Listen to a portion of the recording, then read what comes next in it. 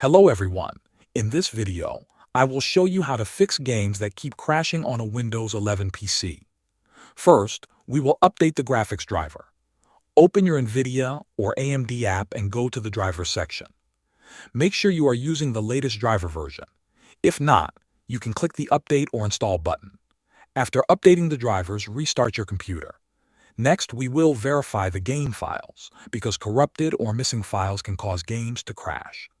Open your game launcher such as Steam, Epic Games, or the Xbox app. Go to your game library, right-click on the game, and open Properties.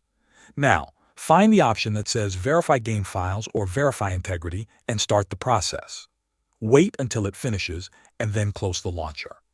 Now we will disable background apps and overlays. Right-click the taskbar and open Task Manager. Look for apps you do not need while gaming, like screen recorders, overlays, or RGB software. Select them and click End Task. Now we will adjust performance settings. Press the Windows key, type Performance, and open Adjust the appearance and performance of Windows. Select Adjust for best performance, click Apply, and then click OK. Restart your PC one last time, and then launch the game. Your crashing issue should now be fixed. Thanks for watching.